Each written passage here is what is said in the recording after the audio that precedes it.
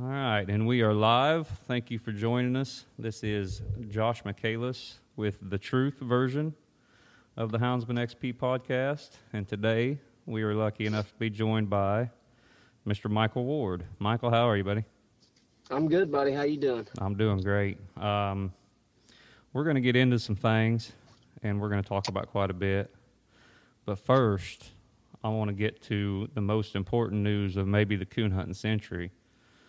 And I want to get your views on Mr. John Strickland being the president of the one-on-one coon hunting league. Oh, no.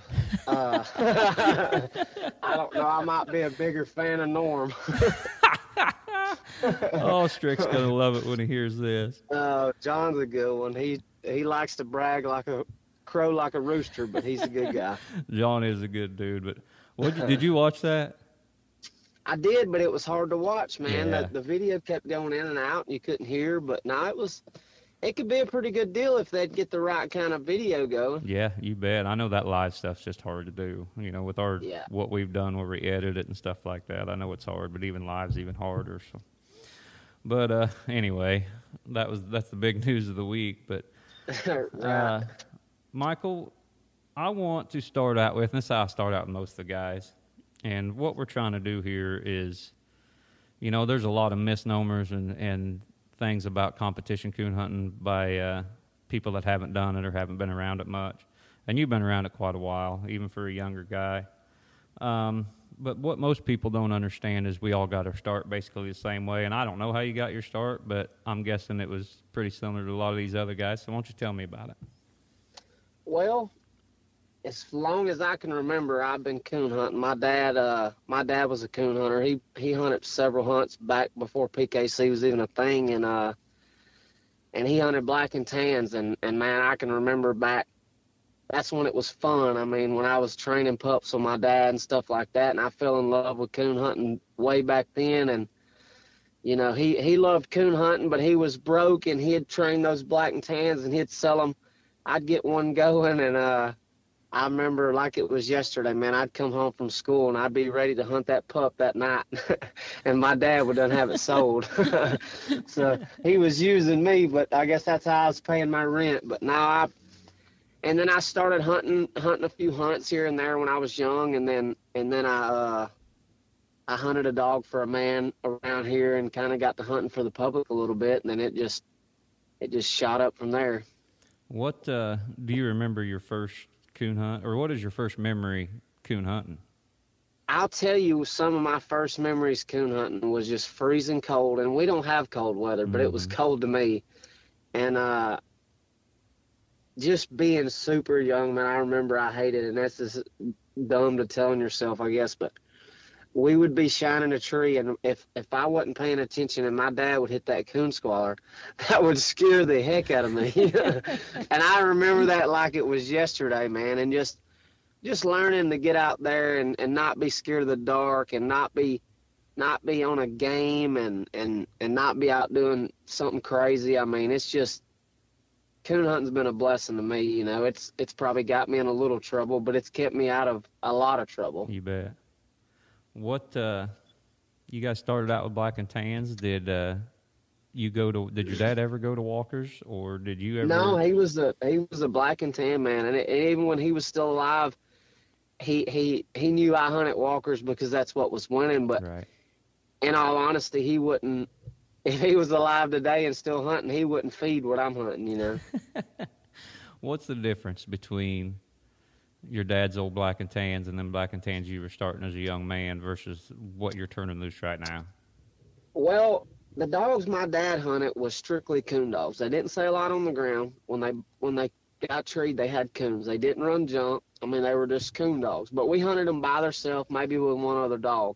And I tried to hunt them in some hunts when I was young, but, you know, a lot of times you get them out there and three more dogs blows their mind. So it's just hard to win with them. You know, it's just a different breed of animal. You know, that's which years ago, you know, but before I was even hunting coon hunts, packing dogs that was the thing. I mean, that's what everybody done. But now it's such a different.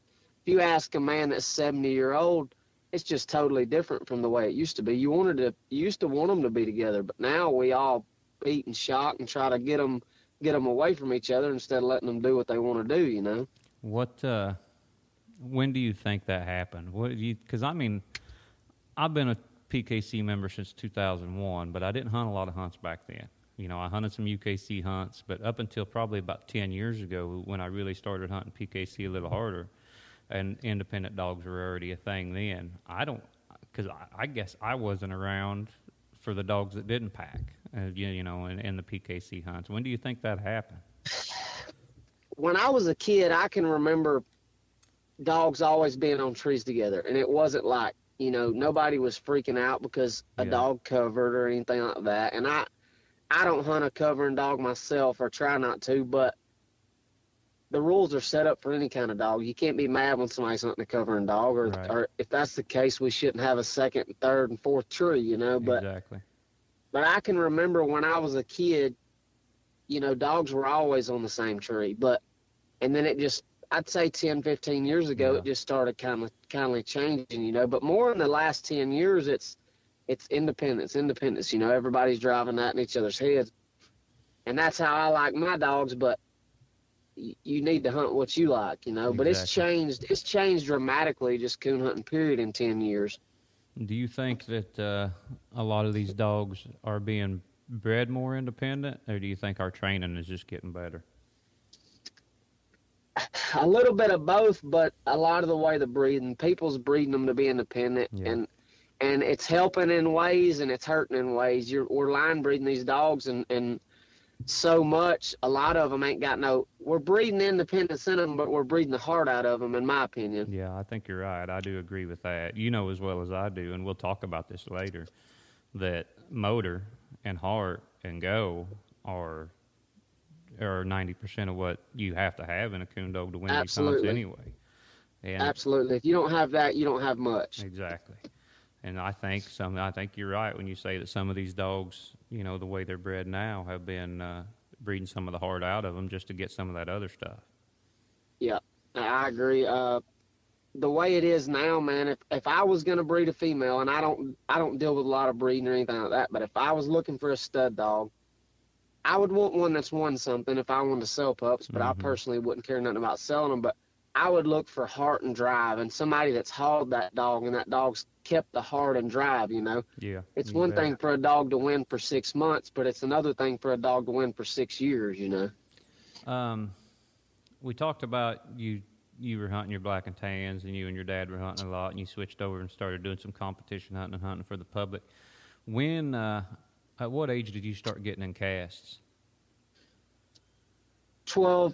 11, 12-year-old, I was hunting UKC hunts. You know, my dad would take me to these UKC hunts. And then by the time I was 15, 16, I started hunting some PKC, but nothing crazy, you know. Yeah. What, do you remember your first cast?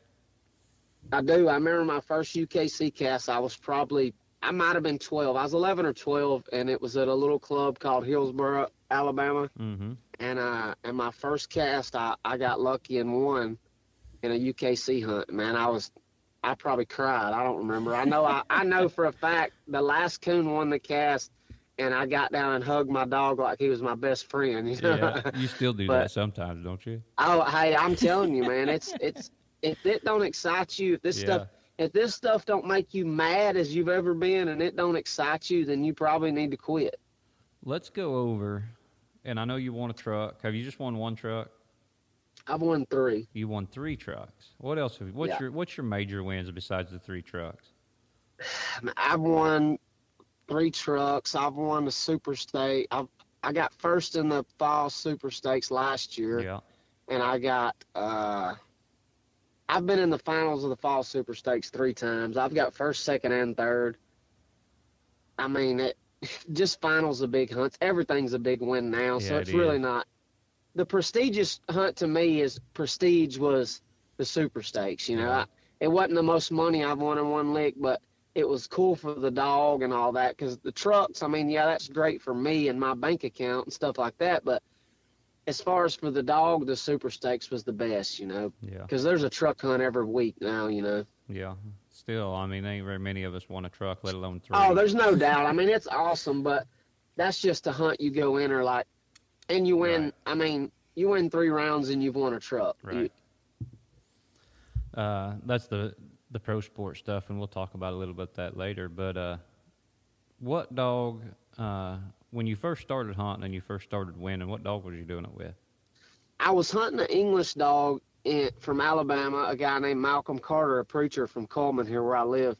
I hunted his English dog named Jimbo, and I ran him in the state race there for a couple years in PKC. That was really my start in PKC, and it wasn't, I never went to many hunts, which back then there wasn't big hunts, you know. Right. I wasn't but like 17, and, you know, you 500 addeds and stuff like that was the big thing then, you know, and that was about all I went to back then, you know. But At what point during all this, and if most of the people listening are going to know this, but you hunt or you coon hunt for a living. You handle dogs, you coon hunt. That's how you make your money, correct?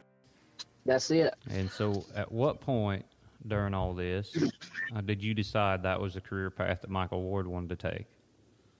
Well, I've worked jobs, I've welded, I've been on the pipeline, I've done a little bit of everything, and I went to college for machine shop, and when I was in college, I was like, man, this ain't for me, you know. I'm standing in one place all day running this machine, and I'm like, this ain't for me. So I just said, I'm out. So I dropped out. Maybe not the smartest thing, but I did, and Michael Shearer, a guy from Alabama that I hunted for probably 7, 8 years, you know, he hired me full time, and he paid me by the week, and I had a dog, and I went to hunts, and I hunted extra dogs and anything to make money, really, and everybody looked down on it, you know, especially everybody around here that don't know, you know, and then I hunted and then just kept doing it for a living, and I started actually finally making a good living out of it, you know, and everybody don't agree with it, which is fine, you know. If it's not for you, it's not for you, but in my eyes, I enjoy it. I make a good living. I don't care what you do for a living. You shouldn't care what I do for a living, you know. That's just a big deal. For somebody that does what I do for a living, they get to hear that all the time, the backlash off of it, which is okay. I get it. I mean, I've gave it too, but I'm just jealous. I'm not going to lie. There's nothing to be jealous of. And that's another thing I want to touch on, Michael, is I hunted when I was 21, 22. I don't know if you know Tom Cooney. He's a guy that used to have some walker dogs out in Nebraska, and I used to hunt professionally for him. He'd send me 5 or 6 dogs a month, and I would run through these pups, and I would handle in some hunts.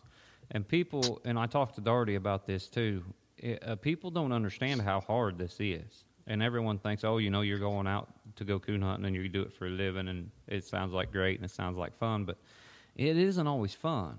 I mean, you got to treat it like a job, and people don't understand how difficult it can be when you have to hunt, you know, nearly every night, and you have to be on the road all the time.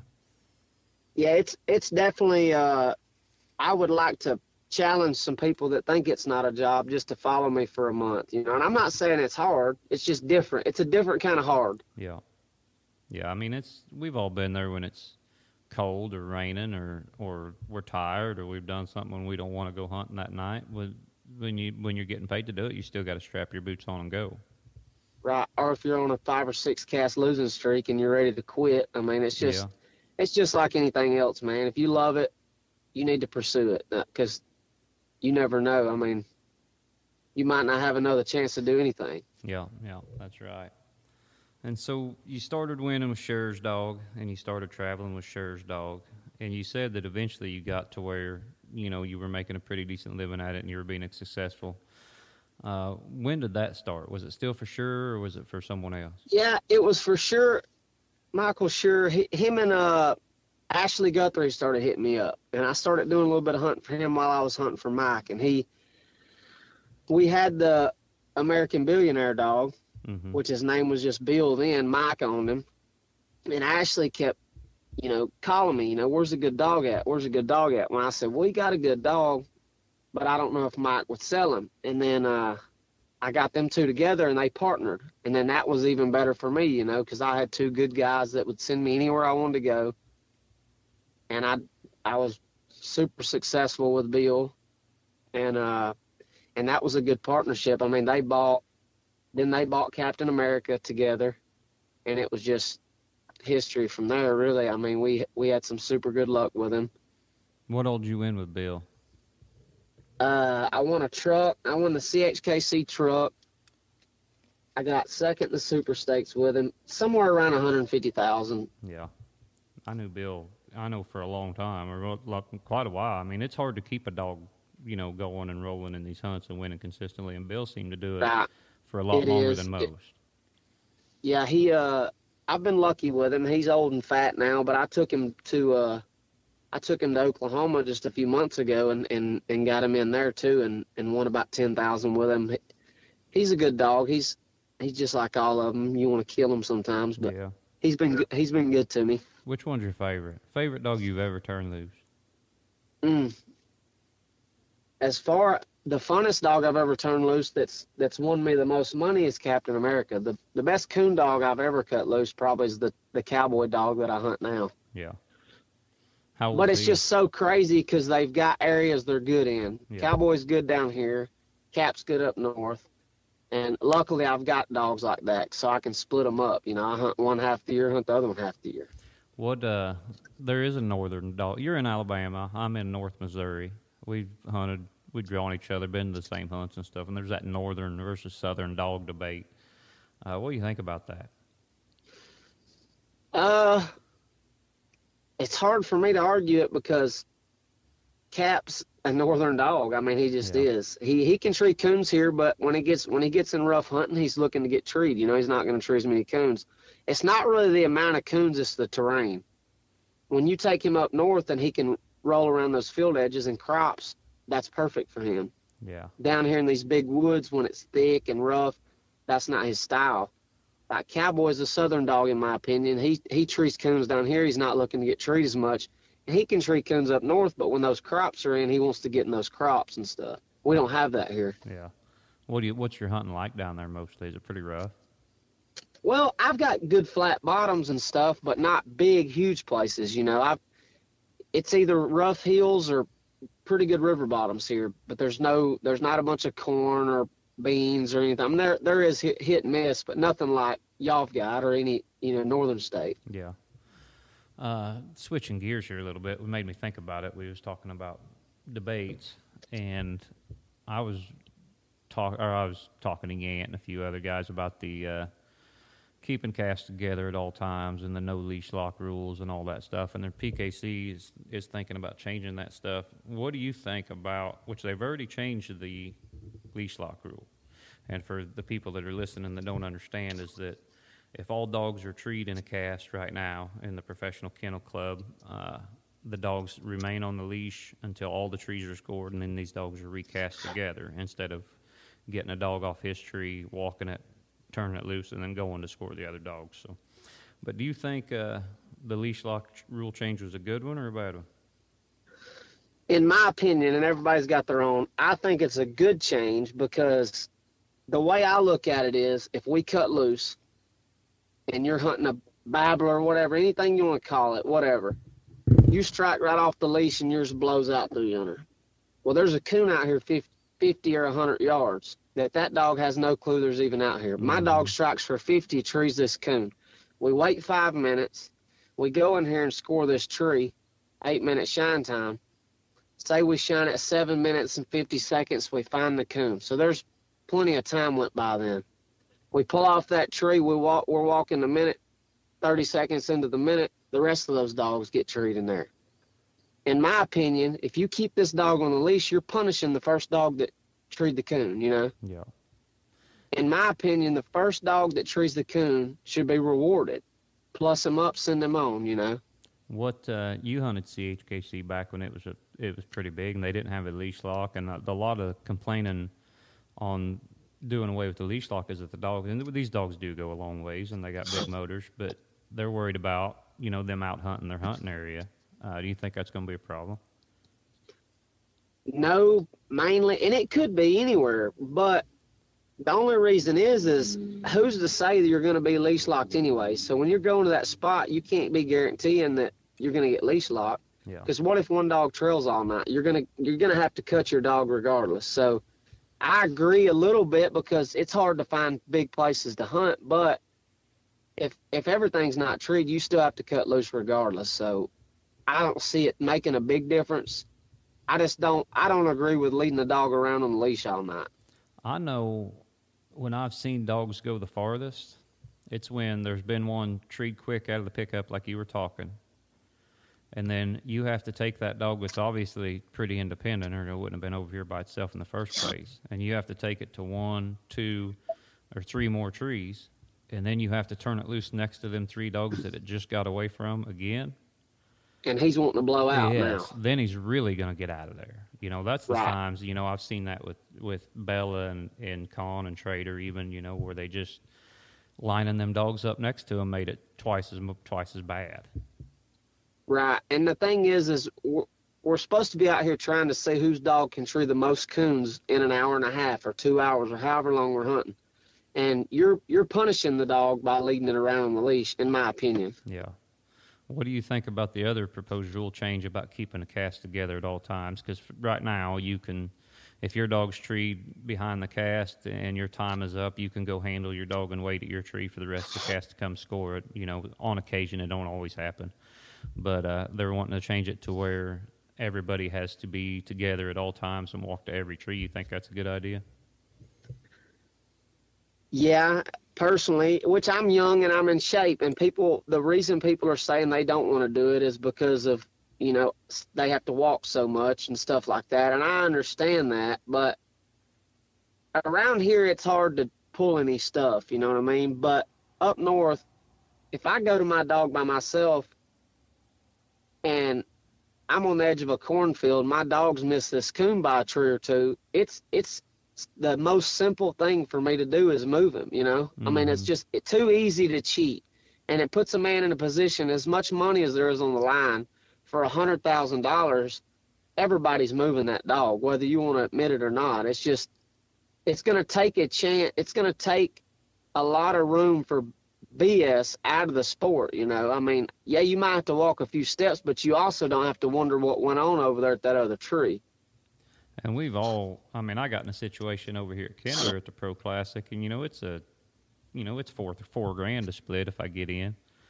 And I went to Rain, who was treed behind the cast, and we had some stuff going. Nobody was trying to cheat, you know. It was just a mistake, you know, a rule mistake that they made. But it's something that could have been avoided if we were all been there. But also, man, some of these dogs you walk to, and I've judged these hunts where you have to walk to every tree, and you have too. And a guy can get in 6 or 7 miles of rough walking in a night too. Right. So, I mean, I don't know, 6 of one, half and does the other. But the thing is, too, it's not just moving dogs. It's the fact of if that dog shuts up, we're all going to know it. There's going to be a 2-ran every time. Yeah. When you get into the tree, if that dog's off the tree, we're all going to see it. He's going to get minus like he's supposed to. It just takes all room for error out, you know? I mean, to me. Yeah. Which it's hard to get everybody on the same page. Everybody won't agree, and if the rule don't change, it's not going to bother me. I'm going to be there regardless. Yeah, and that's another thing, too, is I've complained about the leash lock, and I know I was leash locked for 45 minutes in the quarterfinals of the World Hunt one year with Rain, and I swore I'd never go back, and I was back 2 weeks later. So we're all going to keep coming. There's too much fun into it not to, you know. The only thing I believe keeping the cast together benefits the dog that's ready. Whoever's got their dog the most ready and trained, it benefits them because their dog's going to stay treed. He's not going to bark himself out because he's in shape, and he's going to be on the tree when you get there. The 2's not going to catch him, and he's going to have a coon. You know, that to me, that benefits the best dog. When you talk about dogs getting ready and dogs being in shape and stuff, and there's going to be a lot of people listening to this that have never been lucky enough to be at some of the hunts that we have and around some of the dogs that we have. And you know just as well as I do that they're all dogs and they all make mistakes and they're all, you know, not end-all be-all type animals. But these dogs, especially at these pro classics and the pro sport truck hunts and these high-end entry fees, they're on another level that a lot of these guys don't understand. and they see, you know, just like the one-on-one hunt the other night where Apollo made some mistakes and that blue tick made some mistakes, and they think that they got, you know, something good enough to compete, and they very well might. But what is the difference between these dogs like Cap and like Bill and like others, you know, that you've been around that separates them from everything else? The main thing to me that a dog has got to have, and we talked about it already, he's got to have heart and he's got to have drive. When you recut him off a tree, he's got to be doing everything he can and hustling to go tree another coon. And some dogs win in different ways. Some dogs get a piece of your coon, they'll tree another coon, then they get a piece of somebody else's coon. It's just so different. To me, my main thing is when I show up at a hunt, I want to have my dog in shape, just in hunting shape. Because I believe if he's in hunting shape, I've got as good a chance as everybody, you know. And all dogs are different. Like Cap, I don't hunt him every night.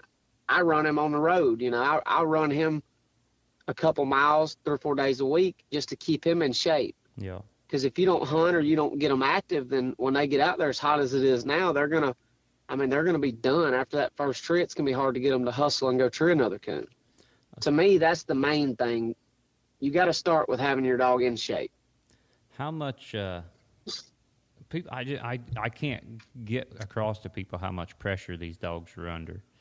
You know, everything looks good by itself behind the house. I've said that 100 times.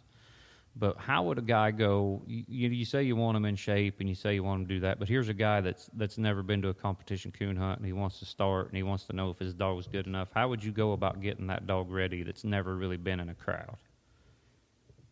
Well, you've got to find somebody to hunt with, first of all, because I like to hunt them by themselves, but my dogs already know not to cover and stuff like that, but and the whole pressure and things like that. But you can't just hunt one by itself its whole life and then throw it in a cast, because its mind's going to be completely blown. So you've got to hunt it with different dogs. You got to go to different places, show that dog different areas and stuff like that, because if not, it's just going to shock it. If you've cut that dog loose at the same spot every night by itself, then it's not going to know what's going on when you haul it 3 or 4 hours to a hunt and turn it loose with 3, you know, different dogs that are barking wild and running deer and backing and doing all kind of stuff. It's just going to blow their mind. And you run in, you never. It's just like anything else, repetitive. I mean, you got to get them in that situation. It's just like a ball player or anything else. If they're not used to it, it's going to freak them out. You hear talk, and we're talking about these dogs that are winning, and you hear talk about how we bred the nose out of them here, we've done this, these dogs today aren't this or that. But man, these last few, I think really especially since the World Hunt last year, what's blown my mind is how accurate some of these dogs are. I mean, you don't go to a tree anymore hardly without seeing a coon. Have you been seeing the same thing?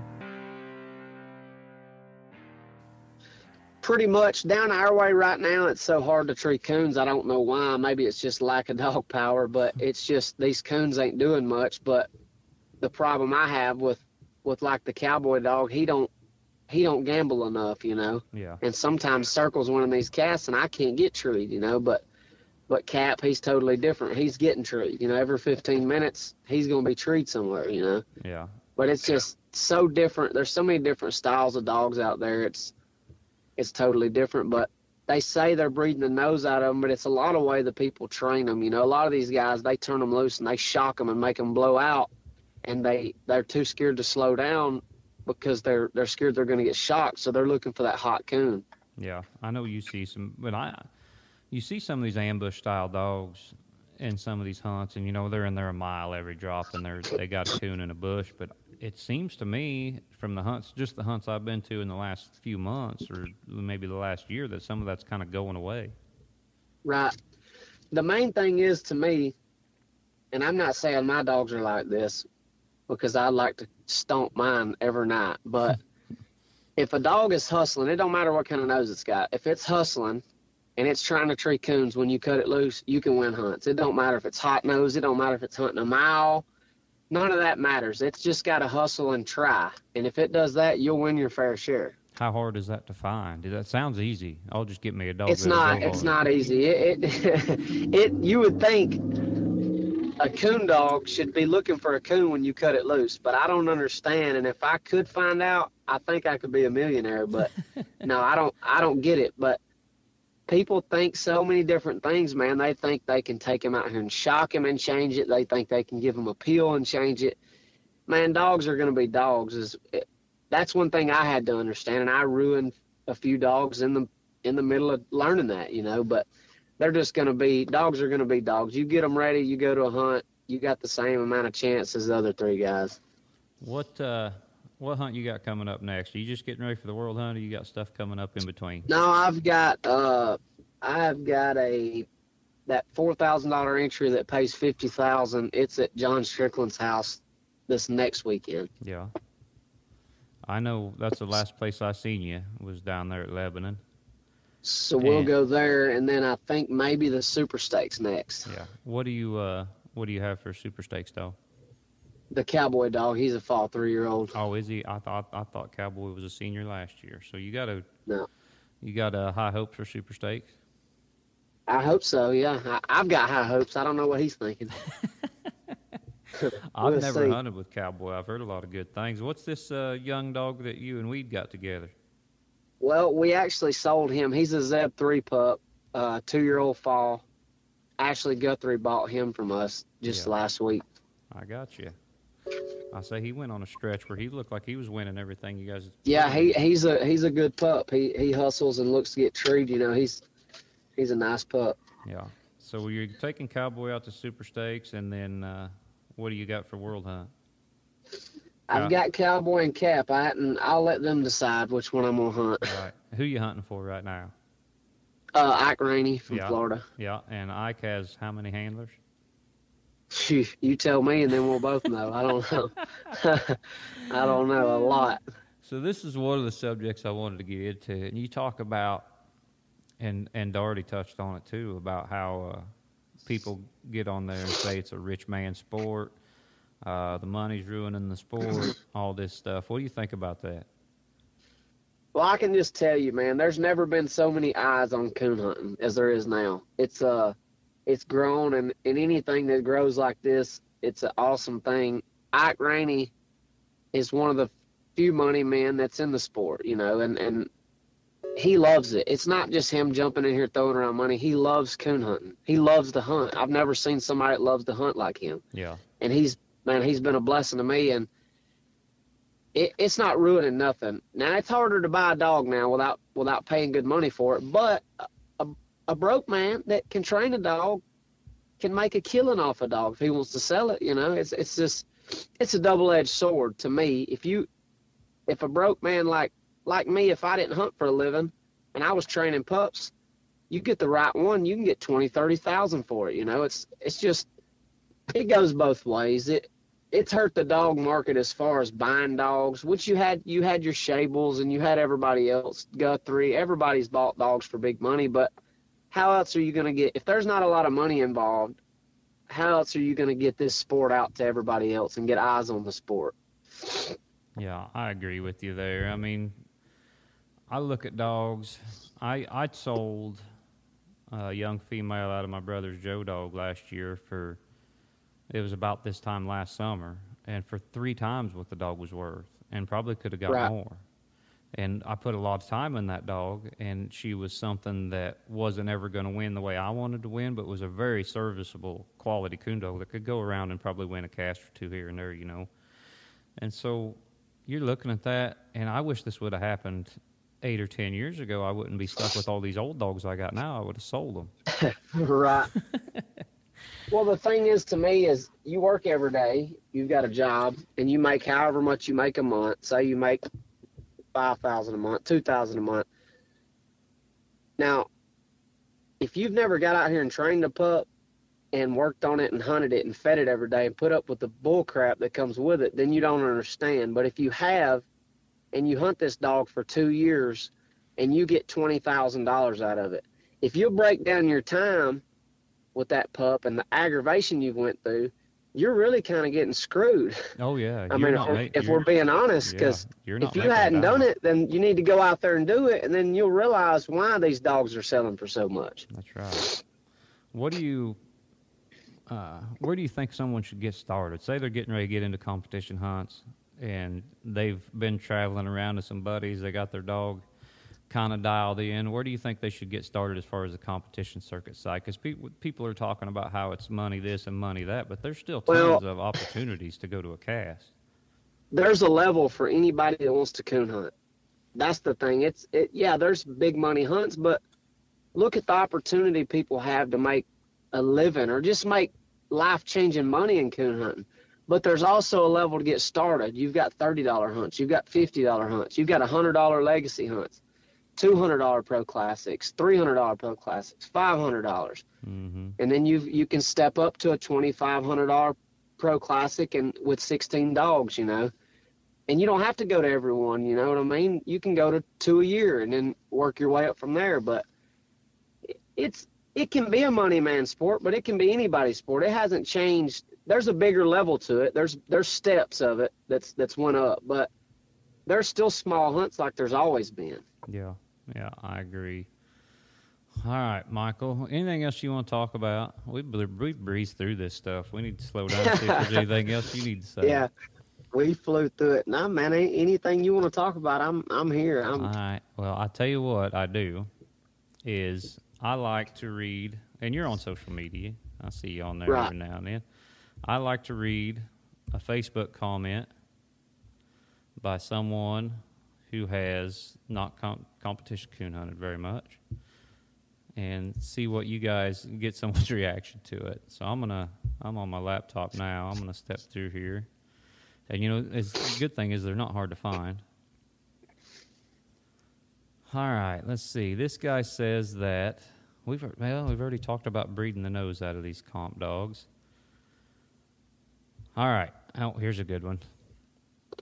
All these comp hunts is buddy hunts where you can't win unless you know someone. What do you think of that, Michael Ward? Well, I can tell you there's probably been hunts that way. I'm not going to sit here and lie. There's crooks all over this country in coon hunting just like there is in car selling or anything else. But I can tell you from experience that most of them are not like that. And in these bigger hunts, it's pretty much the most calm, straight-up hunts that you've ever been on. I mean, you've judged them, you've hunted them. Mm-hmm. I can go to a $100 legacy hunt and see stuff that's going on that will blow your mind. Even me being in hunts and doing everything there is to do, I'm not going to lie. And then go to a $6,500 entry, and it's the smoothest. Everybody's, you know, heck, you're proud for the guy that wins. Yeah. But I would say that guy probably needs to go to a different club. I don't know. I mean, because if he's in that kind of bind, I've been there and done that, then the best thing to do is find some new hunting buddies or go to a different club. What's the craziest thing you ever seen pulled in a cast? No names. You don't have to mention any names if you don't want to. But what's the craziest thing you ever seen pulled? Man, I don't know. I've seen it all. I don't know. I mean, there's all kind of stuff that goes on out here, but it's really not as crooked as everybody thinks it is. Not. I mean, it's not. There is stuff that goes on. I mean, there's stuff that goes on that's crazy, you know, that people shouldn't win. But not the screwing, but even just crazy breaks you take, you know, that's just not supposed to happen. That's the wildest thing. You're going to see breaks out here, and then you're going to get discouraged and be like, man, I'm not hunting no more. I can't catch a break. But if you keep hunting, those breaks that you're seeing everybody else take will come around to you. I got a break like that in Texas. I was walking to Rain Tree by herself to win the cast. And you know how them bushes were in Texas. Them dogs would tree that stuff in that water in them little bitty trees sometimes. Right. And she pulls that coon out as I'm walking there to her. And before I can get my hands on her, it gets away from her and climbs right up the same tree. Really? Oh, yeah. Yeah. That's one of the craziest break. Yeah, and then I got screwed probably 2 casts later to get it back. So another dog got a break. So it all comes up in the end usually. Yeah, it's nuts, the stuff that happened. Like I was in the Super Stakes in the spring, and it ended up not mattering at the end, but we were in the semifinals, and it was a heads-up cast, me and Ashley Hopkins, and we both have took some minus. We've had a bad cast, and I've got 200 minus, and I'm struck back for 100. Well, we go in here. I'm treed. We go in here to this tree, and if I've got a coon, then I can beat him if he's got a circle tree, but I've got to have a coon. And we get in seeing distance of my dog, and it's not a little bitty tree. This coon jumps straight out, boom, right on the ground, commits suicide, and my dog catches him. So all I get's a strike plus, you know. Yeah. And then I'm, you know, at this point, I'm done. There's no way. He ended up having a coon, but in my head, I was like, are you kidding me? That's just part of it, though. I mean, there's crazy stuff that happens every time people cut these dogs loose, but it's usually pretty smooth. I mean, it's competitive. When you get men competing for money, there's going to be, just like everything else, it's going to get wild at times, but coon hunting's been one of the biggest blessings in my life, and if my dad wouldn't have got me in it, then I'd probably be in prison or maybe on drugs, you know what I mean? There's no telling. This sport, even just coon hunting before I was competition hunting, this sport has kept me out of so much crap. And to me, anything like this, not just coon hunting, but deer hunting and fishing or anything, if you can get your kids out to do something like this, man, it's life-changing because it keeps them out of the, you know, doing anything else, drugs, drinking, whatever, you know. It just kept me out. I had my fair share of stuff, but luckily I can say I've never been to jail, you know. Yeah, amen. I agree with you. It's the whole sport's a blessing. And, Michael, you've been a good ambassador to the sport. I sure appreciate you joining us on this. Hey, man, I appreciate you having me. I've enjoyed it. Yeah, and I'm gonna see you down the road. If I don't get out to Super Stakes, I'll definitely see you at the World Hunt, and maybe we'll sit down and we'll do this again. Awesome, buddy. Sounds good. All right, thanks for joining us. That is Michael Ward, my friend and professional handler, and this is the Truth Podcast for Houndsman XP. Thanks for joining us.